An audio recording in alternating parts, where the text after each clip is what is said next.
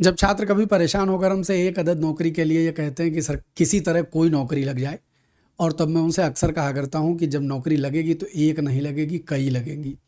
आज उसका साक्षात उदाहरण हमारे सामने बैठे हैं स्वयं शुक्ला, और आज कई नौकरियों के किस्से आप सुनने वाले हैं। और स्वयं शुक्ला को आरओ में 94th रैंक मिली है, और यह समीक्षा अधिकारी बनकर सचिवालय में बैठेंगे।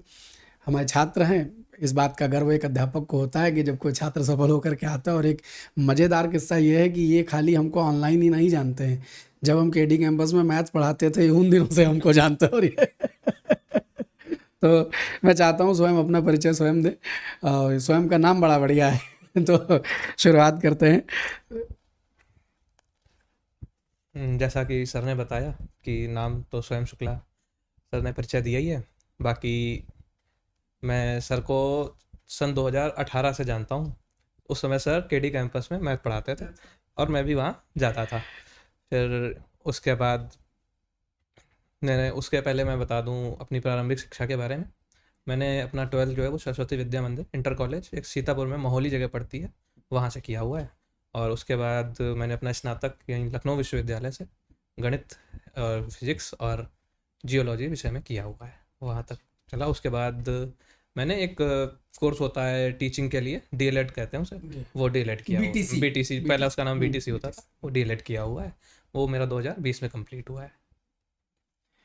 वो मशहूर बदायूनी कहते हैं ना कि अब हवाएं ही करेंगी रोशनी का फैसला।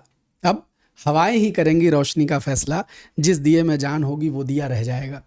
तो जिस दिए में जान होती है वो रह ही जाता है, और वो तमाम परिस्थितियों के बाद भी वैसे ही उजाला फैलाता रहता है। और स्वयं जब आप तैयारी, मतलब आपने अपनी पढ़ाई कर ली और बीटीसी भी कर लिया, तो उसके बाद एक कौन सी तैयारी शुरू की और कहाँ से फ्लो बना? क्योंकि बहुत सारे लोग होते हैं जो कई बार भटक कर इस वाली राह पर तक आते हैं। तो आपकी वो जो यात्रा थी तैयारी की, वो कहाँ से शुरू हुई? तैयारी शुरू होती कि जब डीएलएड कर रहा था तो प्रारंभिक सोच तो यही थी कि टीचर की नौकरी मिल जाएगी, वैकेंसी आएगी, टीचर बन जाएंगे और फिर आगे देखा जाएगा, कुछ आगे करना होगा तो देखेंगे। पर ना वैकेंसी आई नहीं, तो उस समय पे इतना उस पढ़ाई में आवश्यकता नहीं थी, तो जाना होता नहीं था कॉलेज। तो फिर मैंने सोचा कि तब तक तैयारी शुरू करते हैं। तो एक एसएससी का फॉर्म आता है, तो उसमें एक सीएचएसएल आता है जो 12th के बाद दिया जाता है, और एक सीजीएल आता है। तो मैंने पहले सीएचएसएल का फॉर्म भरा हुआ था, तो जो सीएचएसएल का भरा, बिना तैयारी के उसका प्री निकला और वो कुछ पॉइंट से ही निकला। तो फिर मुझे लगा कि जब ऐसे कम तैयारी, मतलब बहुत शुरुआती फेज चल रहा था तैयारी का, इसमें निकल सकता है तो शायद मेहनत करें तो सीजीएल में कुछ हो जाए, एक नौकरी मिल जाए। फिर वहाँ से तैयारी शुरू होती है सीजीएल की। तो सीजीएल 19 मेरा प्रथम प्रयास था सीजीएल का। उसमें उस दौरान फिर कोविड भी आ गया उस प्रक्रिया में, क्योंकि सेशन थोड़ा डिले चलता था उस समय सीजीएल का। तो फिर तैयारी शुरू की और नवंबर में उसका मेंस वगैरह हुआ। फिर उस एग्ज़ाम में कुछ कोर्ट केस वगैरह हो गया। फिर मैंने सोचा कि अब कोविड चल रहा है, अब इसका पता नहीं क्या होगा। तो फिर मैंने सोचा बैंक की कर लेता हूँ, क्योंकि सीजीएल में भी लगभग 60 to 70% सिलेबस सेम ही है दोनों का। थोड़ा क्वेश्चंस के नेचर में फ़र्क है, बाकी सिलेबस सब्जेक्ट तो सेम ही है। तो उसकी तैयारी की, उसमें भी एसबीआई क्लर्क में चयन हुआ और आरआरबी पीओ में मेरा चयन हो गया। तो ये पहली नौकरी? ये पहली नौकरी थी। एक साथ दो निकली? तो एसबीआई क्लर्क जो थी वो आगरा पोस्टिंग हो रही थी, और बैंक पे जो आरआरबी पीओ थी वो यहीं लखनऊ से 70-80 किलोमीटर दूर पे पड़ता है बिस्वा, वहाँ पे मेरा हो रहा था। तो फिर मैंने ये वाली पीओ वाली नौकरी ज्वाइन करी। तो फिर 4 सवा 4 महीने की नौकरी की। उसके बाद तब तक फिर सीजीएल का भी रिजल्ट आ गया, सीजीएल 19 जो दे रखा था, और उसमें रक्षा मंत्रालय के अंदर एक विभाग आता है सीजीडीए, तो उसके अंदर ऑडिटर के पद पे चयन हुआ और उसकी पोस्टिंग फिर जबलपुर आई। फिर मैं यहाँ से रिज़ाइन देके जबलपुर चला गया। अच्छा, नहीं तो 4 सवा 4 महीने नौकरी की तो ऐसे तो छोड़ते नहीं बैंक वाले, तो कुछ हर्जाना वर्जाना भी देना पड़ा? हाँ, उस बैंक और जितने भी मुख्य रूप से केंद्र सरकार के सरकारी उपक्रम हैं, तो उनके अंदर एक पीरियड रहता है कि आप इतने पीरियड तक सर्व करेंगे। अगर उसके पहले आप इस्तीफा देते हैं तो एक बॉन्ड भरवाते हैं और वो अमाउंट आपको देना पड़ता है। तो यहाँ पे 2 लाख रुपए का बॉन्ड था। और मुझे फिर वो 2 लाख रुपए देने पड़े। इसमें एक बात यह है कि जब मैं विश्वविद्यालय में पढ़ता था तो 12th के नंबरों के आधार पर मुझे एक स्कॉलरशिप, सेंट्रल गवर्नमेंट की इंस्पायर स्कॉलरशिप मिलती है। तो उसमें 4 लाख रुपए मिलते हैं। वो हर साल आते हैं, हर एक साल में वो 80,000 के आते हैं, 80,000 रुपये आते हैं। तो मेरे पास तो मुझे 2 बार मिला था और मैंने लापरवाही की थी थर्ड ईयर में, तो जिस वजह से मेरी स्कॉलरशिप बंद हो गई क्योंकि मेरे 60% नंबर नहीं आए थे उस साल। तो मुझे उसकी 2 इंस्टॉलमेंट मिली, 1,20,000 रुपये मिले, 60-60 हज़ार करके 2 बार मिले। तो वो मैंने FD करा रखे थे। बाकी 4.25 महीने की नौकरी में जो सेविंग्स हुई थी वो दे के फिर मुझे नौकरी छोड़नी पड़ी। तो आपने फिर क्या ज्वाइन किया? उसके बाद मैंने CGDA ऑडिटर ज्वाइन किया जबलपुर में। तो जबलपुर में ऑडिटर ज्वाइन करने के बाद, ऑडिटर तो SSC के थ्रू ही आती है? ये SSC के थ्रू ही आती है, 2800 ग्रेड पे की नौकरी होती है। तो बढ़िया नौकरी थी, कैंट एरिया में रहने को मिलता, आवास मिलता है, और ऑफिस बहुत अच्छा था। मतलब वो 4-4.25 महीना बहुत अच्छे कटे, बहुत अच्छा लगा वहाँ पे। फिर मैंने अगला भी CGL दे रखा था, CGL 20, CGL 2020 जो था, सेशन डिले ही चल रहे थे। तो ये संभवतः 2022 के एंड होते होते की बात है। फिर उसमें CGL का रिजल्ट आ जाता है 20 वाले का, उसमें मुझे GST इंस्पेक्टर का पद मिलता है, और उसकी पोस्टिंग जो आती है वो वडोदरा में आती है। तो फिर संभवतः जनवरी 2023 में मैंने यहाँ CGDA ऑडिटर से इस्तीफा देके वहाँ पे ज्वाइन कर लिया, GST इंस्पेक्टर। बैंक मैनेजर से ऑडिटर, ऑडिटर से अब GST इंस्पेक्टर। बढ़िया। फिर GST इंस्पेक्टर कर लिया। तब ये विचार था कि मतलब यहाँ से लखनऊ से वडोदरा की दूरी तो शायद 800-900 किलोमीटर है, पर ट्रेन की कनेक्टिविटी अच्छी नहीं है। तो घर में कुछ ऐसी परिस्थितियाँ थी, आना जाना पड़ता था हर महीने लगभग। तो फिर वो सैलरी तो सारी फ्लाइट के किराए में ही खर्च हो रही थी, छुट्टियाँ भी जाती थी, अच्छा सा पैसा भी निकल जा रहा था। तो मैंने सोचा कि ऐसे तो नहीं चल पाएगा, कुछ और करना पड़ेगा। तो CGL 21 मैंने खैर छोड़ दिया था क्योंकि लगा था अब तो हो गया, तब तो जो कुछ करना था कर लिया, अब यही करेंगे। फिर से CGL 22 में फिर से मैंने फॉर्म भरा और वो एग्ज़ाम दिया। उस बार इतना अच्छा प्रदर्शन नहीं रहा, लेकिन उसमें मुझे टैक्स असिस्टेंट इनकम टैक्स की जॉब फिर से मिल गई, और उसकी पोस्टिंग मुझे लखनऊ मिल गई। तो यद्यपि नौकरी वो 2400 ग्रेड पे ही थी, और पहले आप कौन से ग्रेड पे? मैं 4600 ग्रेड पे था। तो काफ़ी सैलरी में कमी आई, पर यह था कि मुझे लगा घर पे पोस्टिंग मिल गई है, मेरा घर यहीं लखनऊ में है, तो मैं ये नौकरी कर लेता हूँ, आगे तैयारी करता रहूँगा। तो कुछ अगर अच्छा लिखा होगा तो फिर से हो जाएगा, जब इतना कुछ मिला है तो आगे भी कुछ मिल ही जाएगा। बहुत बढ़िया। तो हाँ, ये इसी में वडोदरा में जब था पोस्टेड, उसी समय पे ये 2023 की बात है, RO का फॉर्म आया था। और एक उस समय मैंने और फॉर्म भरा था, दिल्ली विकास प्राधिकरण DDA करके संस्था है, तो उसके अंदर मैंने 2 फॉर्म ये भरे हुए थे। प्रक्रिया तो देख ही रहे हैं, स्टेट एग्ज़ाम की थोड़ी स्लो बहुत ज़्यादा ही रहती, चलती रहती है। फिर उसके बाद वहाँ से मैं इस्तीफ़ा देके यहाँ लखनऊ आ गया, लखनऊ में करने लगा। लखनऊ में मैंने अक्टूबर में ज्वाइन किया था, अक्टूबर 2023 में। फिर फरवरी में पेपर होता है प्री, और फिर वो प्री कैंसिल हो जाता है। तो फिर अब नौकरी चल रही थी, साथ में थोड़ी थोड़ी तैयारी भी चली रही थी। फिर उसी दौरान एक मेरे मित्र हैं यहाँ पे इनकम टैक्स में ही, उन्होंने तो DDA आपने ज्वाइन कब किया? DDA मैंने 2025 जून 2025 में इसका वो तैयारी चल रही है। हाँ। इधर RO भी तैयारी चल रही है, टैक्स असिस्टेंट हैं, हाँ। और साथ में आपको ये लगा कि DDA बेहतर। DDA की क्या ग्रेड पे थी? ये 4600 था, यहाँ पे असिस्टेंट सेक्शन ऑफिसर पोस्ट थी। अच्छा, तो आपने टैक्स असिस्टेंट छोड़ के हाँ, DDA में फिर ASO ज्वाइन कर लिया। तो मतलब इस समय मैं ASO DDA से बात कर रहा हूँ। अच्छा, इस समय अभी नौकरी कर रहा हूँ। तो मतलब वहाँ इस्तीफा दे करके फिर आप लखनऊ सचिवालय प्रभार ग्रहण करेंगे। पर एक मेरे साथ ऐसा हो रहा है बार बार कि यहाँ पे भी बॉन्ड है, और यहाँ पे भी 3 साल का बॉन्ड है। वहां तो 2 साल का था, यहाँ पे 3 साल की सर्विस पूरी करनी है, और अभी मेरी 1 साल की हुई है। तो मैं जैसे ही ज्वाइन करूंगा, मुझे फिर से उनको 2 लाख रुपए देके नौकरी छोड़नी पड़ेगी। ये गजब है, हर जाना दे दे के अगली नौकरी मिल रही है। बढ़िया है। अच्छा, तो अब ये तो ज़बरदस्त कहानी है। मतलब वो मुझे कई बार जब मैं बहुत सारे छात्रों के अनुभव रहते हैं, लेकिन मैं इस समय यूट्यूब पर बैठ करके पब्लिकली वो अपना कथन सत्य देख पा रहा हूँ। वो ये है कि जब आप नौकरी करते हैं और जब आप तैयारी में पक जाते हैं, तब आपके लिए परीक्षाएं बर्डन नहीं रह जाती हैं। एक के बाद दूसरी, दूसरे के बाद तीसरी, अगर आप कंटिन्यूटी में हैं तो निकलती चली जाएगी। ये सच बात है। तो उसका प्रमाण आज स्वयं यहाँ बैठे हुए, स्वयं बैठे हुए हैं। खैर, तो आपको एक लिस्ट याद कर लेनी चाहिए कि सबसे पहले बैंक PO हुए, बैंक PO के बाद ऑडिटर हुए SSC के थ्रू, उसके बाद फिर GST इंस्पेक्टर हुए, उसके बाद फिर से 2400 ग्रेड पे में टैक्स असिस्टेंट हुए, और उसके बाद फिर ये DDA में ASO हैं, और अब ईश्वर ने इनकी सुनी है। और लेकिन आप एक बात समझिएगा, इस पूरी यात्रा में, इस पूरी दौड़ धूप में, इस पूरी तृष्णा में एक प्यास बाकी थी, वो था लखनऊ मिल जाए किसी तरह। और मैं आपसे कहता हूँ कि लखनऊ में रहने के लिए सचिवालय में समीक्षा अधिकारी से बेहतरीन कोई दूसरी नौकरी बनी ही नहीं। अगर आप चाहते हैं कि आप लखनऊ ही रहें तो इससे बेहतरीन कोई दूसरी नौकरी नहीं है। तो भगवान ने इनकी उस प्यास को पूरा किया और समीक्षा अधिकारी के लिए ये यहाँ हाजिर हैं। तो अब मैं आपकी समीक्षा अधिकारी की तैयारियों पर आता हूँ। तो जब आपने वहाँ 23 में फॉर्म भरा, उसके बाद तैयारी के बारे में। हाँ, तो तैयारी के शुरुआती दिनों में प्रारंभिक तो जैसे सब करते हैं वो घटना चक्र की किताबें, तो वही पता था कि घटना चक्र जीएस के लिए भी और हिंदी के लिए भी मैंने पढ़ना स्टार्ट किया। प्री दे दिया, अब समय भी हो जाता है इतना, एग्ज़ाम देने के बाद फिर याद भी नहीं रहता कि कैसा गया, अगर वो आंसर की वगैरह आ जाए। और बात भी काफ़ी पुरानी हो गई, अब तो 2 साल हो गए उस प्री को हुए।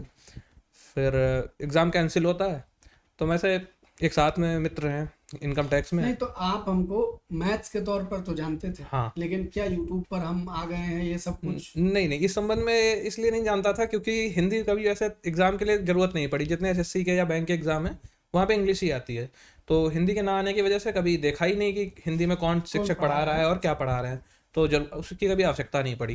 तो नए सिरे से हमसे हाँ, भेंट कैसे हुई? तो नए सिरे से भेंट ऐसे होती है कि बैठे लंच कर रहा था एक दिन इनकम टैक्स में, तो यहाँ एक मित्र है हमारे इनकम टैक्स में, तो उन्होंने मेरे से बोला कि मतलब वो यहाँ पे कस्टम में वो भी कार्य करके आए हुए थे 10 साल मुंबई में, तो वो भी उन्होंने भी फॉर्म भर रखा था यहाँ पे। तो एक्चुअली वो उनकी इंग्लिश बहुत अच्छी थी, तो उनकी इंग्लिश अच्छे होने के साथ ये था कि उनकी हिंदी अच्छी नहीं थी, तो उन्होंने फिर पढ़ना शुरू किया। वो भी आरओ की तैयारी कर रहे थे, तो मेरे से बोलने लगे एक दिन कि यार एक यूट्यूब पे अमरनाथ सर करके हैं, वो बहुत हिंदी अच्छी पढ़ाते हैं, मैं तो उन्हीं से पढ़ रहा हूँ, और देने के बाद ना मेरी हिंदी कितनी खराब होने के बाद मेरे 50 नंबर आ रहे हैं। मैंने कहा यार सर को तो मैं जानता हूँ, पर वो हिंदी के शिक्षक है ये मुझे आज पता चल रहा है। मुझे तो ये पता था कि वो केडी कैंपस में मैथ पढ़ाता था शाम की बैच में, मुझे बैच कोड भी याद है, केडी 106 शायद बैच कोड था, उसमें सर मैथ पढ़ाते थे। तो मैंने कहा अच्छा, तो ये अच्छी बात है, मैं भी देखता हूँ। तो फिर मैंने सर का चैनल खोल के देखा, काफ़ी अच्छा लगा कि देख के, फिर चैनल पे मैंने देखे वीडियोस, मैंने कहा ये तो अच्छा पढ़ा रहे हैं। और चूँकि मेरी प्रारंभिक शिक्षा तो हिंदी माध्यम में ही रही है, तो उतनी कठिनाई मुझे नहीं महसूस होती है कि जितनी अन्य लोगों को अंग्रेजी माध्यम वाले विद्यार्थी जितना फील करते हैं, तो मुझे उतनी कठिनाई हिंदी में नहीं लगती है। लेकिन ये था कि जब मैंने देखे तो मैंने 1-2 टेस्ट दिए, तो वही थे मेरे 48-50 ही आ रहे थे। तो मैंने कहा ये 50 तो है, अब ये जो 50 से 60 की यात्रा है ये बहुत मुश्किल हो जाती है। 50 तक तो आप आ जाओगे, किसी थ्रेशोल्ड एक होता है वहाँ तक आप आ जाते हो, उसके बाद ऊपर बढ़ना मुश्किल होता है। फिर किसी न शिक्षक या किसी की आवश्यकता तो पड़ती है, निर्देशक की।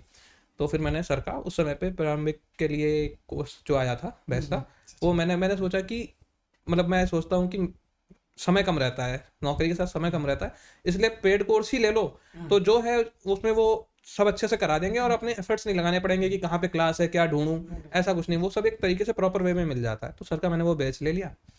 फिर जब मैंने सर का बैच देखा तो हमेशा तैयारी में ये रहा कि पीडीएफ मिल जाती थी, क्योंकि वीडियो देखने का समय नहीं मिलता था, क्योंकि नौकरी के बाद फिर वीडियो देखो, फिर नोट्स बनाओ। पर सर ने उसमें पहली क्लास में उसमें सबसे ऊपर था कि कैसे करें, क्या करना है, वैसे करके एक फोल्डर बना हुआ था, मैंने वही इंट्रो क्लास खोली, तो उसमें सर ने यही बोल दिया कि पीडीएफ नहीं मिलेगी। मैंने कहा ये तो समस्या होगी कि पीडीएफ नहीं देंगे, तो पढ़ूंगा कैसे, और ये क्लासें देखनी पड़ेंगी, शायद 50 या 60 कुछ ऐसे कुछ थी। तो मैंने कहा ये तो समस्या है, मैंने कहा चलो करना है तो करते हैं। फिर लंच समय में या जो भी समय मिलता था, तो लूज पेपर शीट, मतलब कॉपी वगैरह तो लेके नहीं जाता था, तो वही loose paper A4 size paper लेता था, वहीं सर का वीडियो लगाया और देख लिया, और जो कठिन शब्द जो लगा मुझे नहीं आते हैं, जिनमें मुझे एग्जाम में कन्फ्यूजन आएगी, वो मैंने लिख के लग लिया। इवन मैं ऊपर लिख देता था कि ये क्लास संख्या 1 है, जिससे मैं कभी अगर कुछ सर ने समझाया हो, उस समय में किसी बात का जिक्र किया हो और मुझे वो पढ़ने के टाइम पे याद ना आए, तो मैं अब कुछ ऐसा है तो मैं टाइम मिनट भी लिख देता था, टाइम स्टैम्प भी उस पर लिख देता था कि ये इतने मिनट पे ये टॉपिक डिस्कस हुआ है, तो मैं वीडियो जाके सिर्फ वो देख लूँ, क्योंकि इतना समय नहीं रहता कि पूरा वीडियो फिर से देखा जाए। तो वो सर के 20-25 पेज के नोट्स हैं, जिसने पूरी आरओ की इस यात्रा में सहयोग किया, और इसी से पूरी यात्रा पूर्ण हो गई। हिंदी के लिए कहीं और जाना भी नहीं पड़ा। फिर जब प्री हो जाता है, तो प्री में भी अच्छे मार्क्स थे, शायद 55 या 56 कुछ बन रहे थे।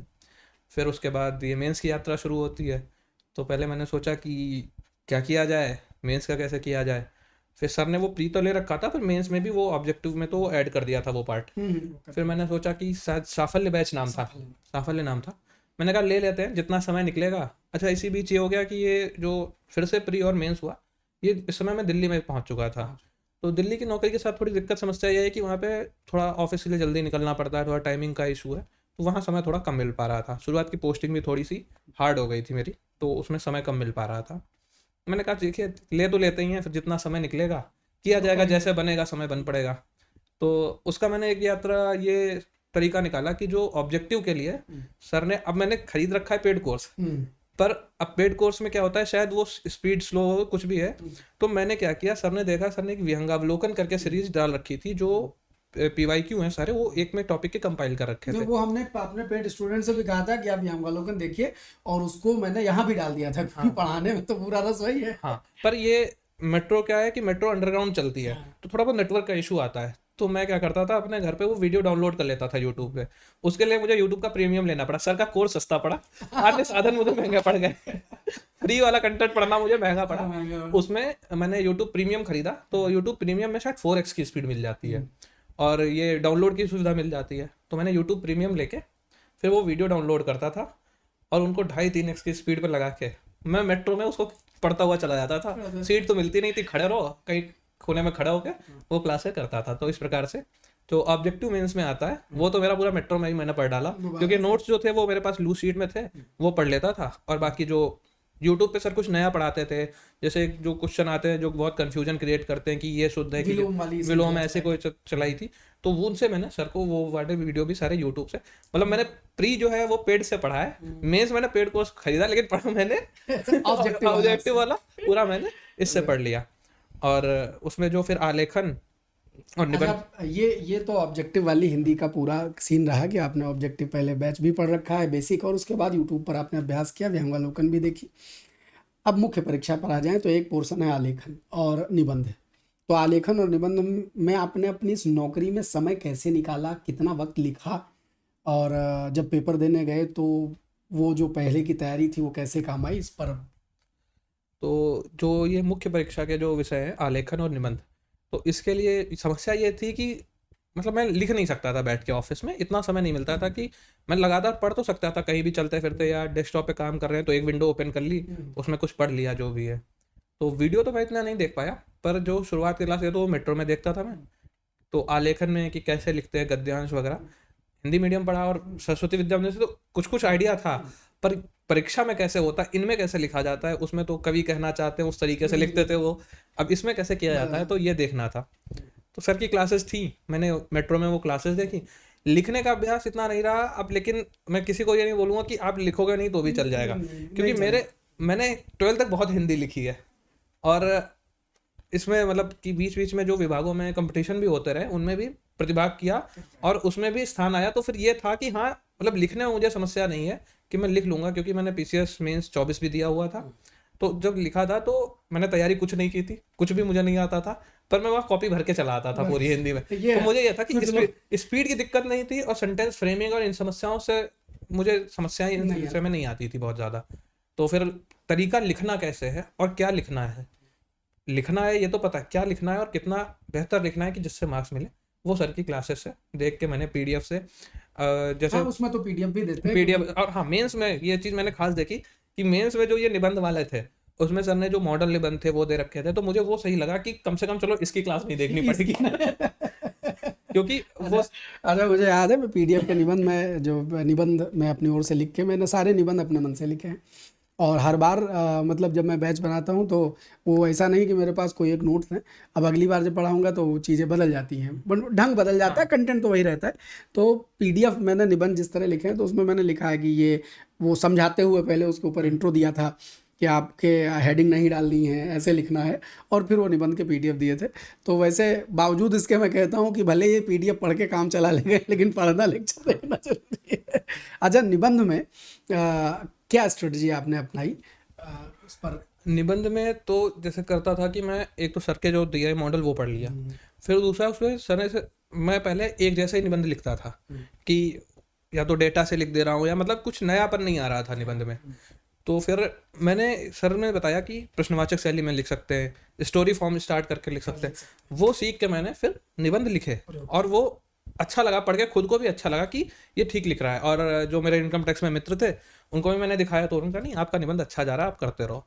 तो एक वहाँ से दिशा मिली। दूसरा ये होता था कि मैं थोड़ा थोड़ा सब जगह से ले लेता था कि अब जैसे ChatGPT था तो मैं क्या करता था, जो सर ने जो टॉपिक दिया या जो PYQ के निबंध आए हुए हैं वो टॉपिक में डाल देता था, और उससे मैं निबंध नहीं लिखवाता था, मैं उससे लेता था फैक्ट कि इससे रिलेटेड आप मुझे फैक्ट बता दो, जो कोई रिसेंट में रिपोर्ट्स आई हूँ वो बता दो, मतलब इससे लेके करंट में कुछ हुआ है तो वो आप दे दो, कि वो मुझे सर्च नहीं करना पड़ेगा, क्योंकि सर ने वो निबंध कब लिखे हैं, उसके बाद हो सकता है कुछ लेटेस्ट डेवलपमेंट हुआ हो, तो वो आप फैक्ट अपने में इंक्लूड कर लो, तो उससे वो एक पूरा तैयार हो जाता था निबंध, कि उससे ऊपर ऊपर का एक अच्छा खासा आइडिया लग जाता, एक उसकी आउटलाइन बन जाती थी।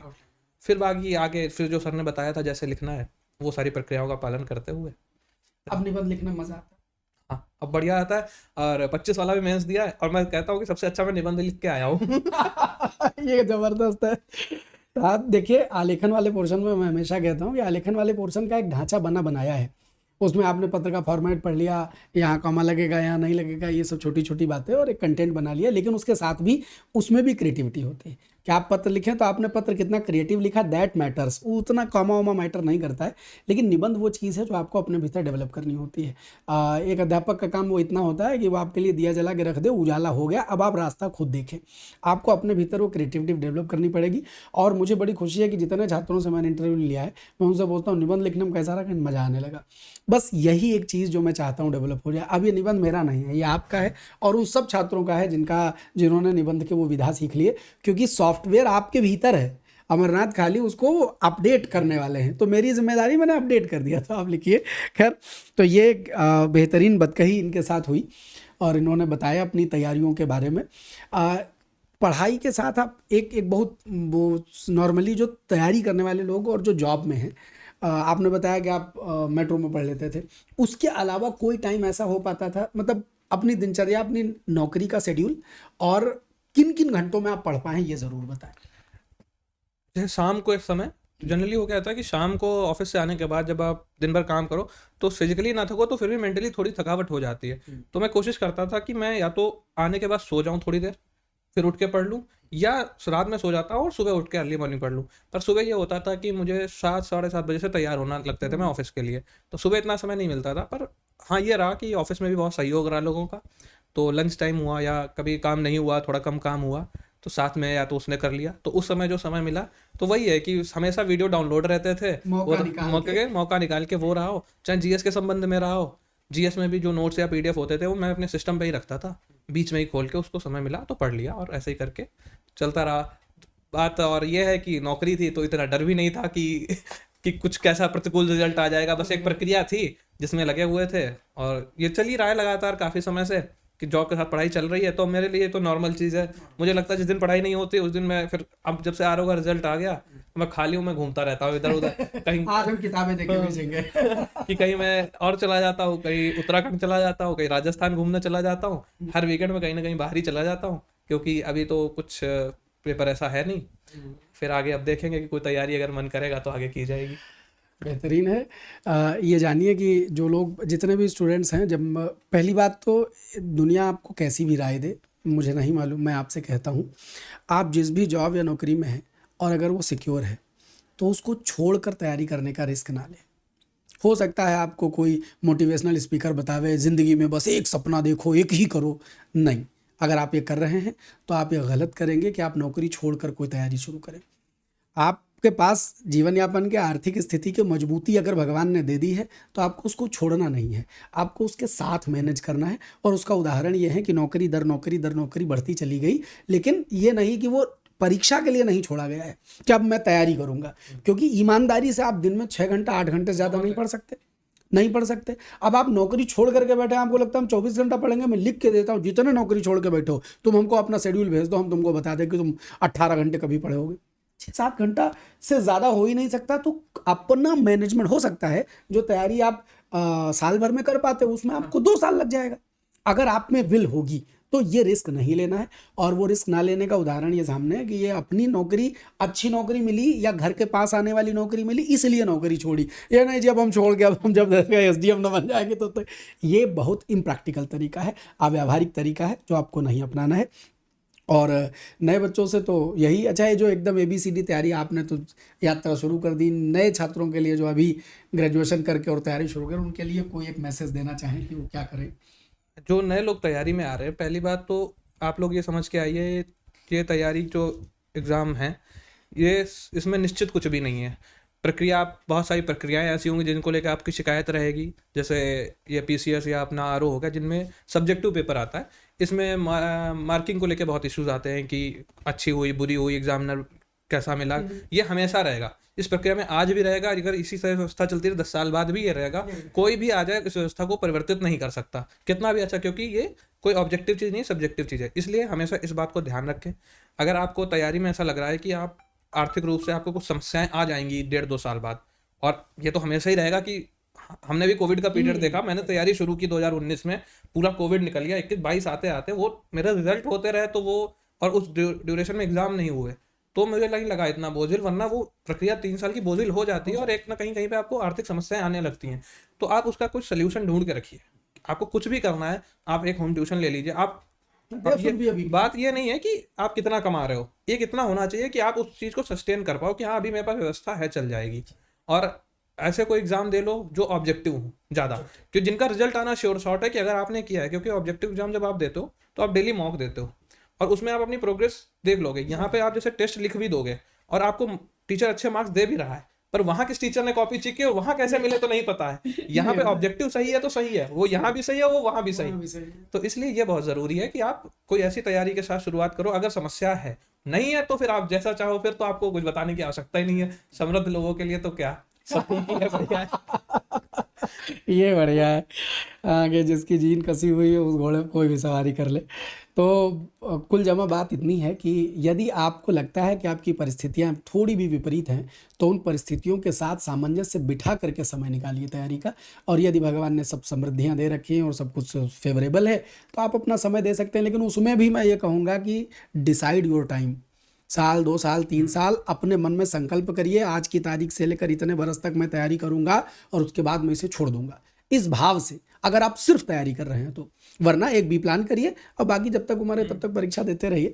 तो ये सब बातें इन इंटरव्यू श्रृंखला के माध्यम से मैं इसलिए कहता हूँ ताकि आप अपनी ज़िंदगी में जहाँ भी हैं, क्योंकि सामान्यतः क्लास पढ़ाते हुए गोला बना के उसमें ये इसका मतलब ये वही समझाता रहता हूँ। बीच बीच में कुछ पढ़ाता हूँ तो ये कुछ बावरे लोग आ जाते हैं जिनको लगता है कि गुरुजी बतिया बहुत रहे हैं। तो इस चक्कर में ये जो क्लासेस आप पा रहे हैं, ये जीवन दर्शन की क्लासेस है, ये फिलॉसफी की क्लास है, और आप एक एक उपन्यास अपनी ज़िंदगी में पढ़ ले जा रहे हैं। आपने इनकी कहानी सुनी तो ये एक ज़िंदगी की एक कहानी आपने पढ़ ली कि तैयारी का मोड ऐसे भी गया, एक रास्ता ये भी था।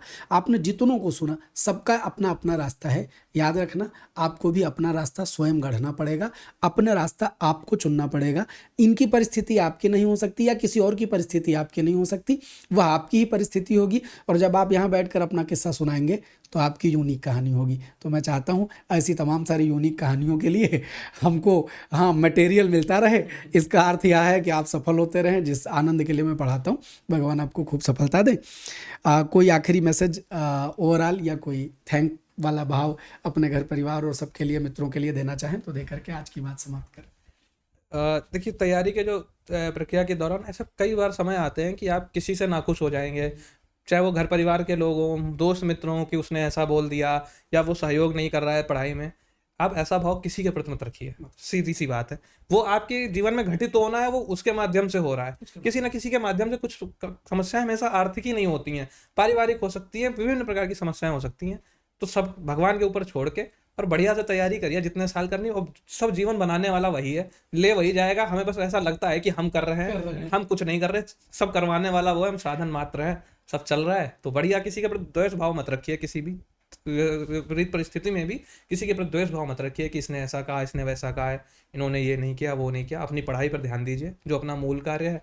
और मैं ये भी बता देता, जब मैं तैयारी करता था तो मैं सिर्फ सुबह निकल जाता था और रात में घर आता था। मैं दिन भर नहीं पढ़ता था, पर अपनी लाइब्रेरी में रहता था। और बेकार के व्यर्थ चीज़ों से दूर रहना है कि इधर क्या चल रहा है, उधर क्या चल रहा है, यहाँ क्या चल रहा है। इसमें घर वालों का सहयोग रहा, दोस्तों का भी बहुत सहयोग रहा, सबने सहयोग दिया।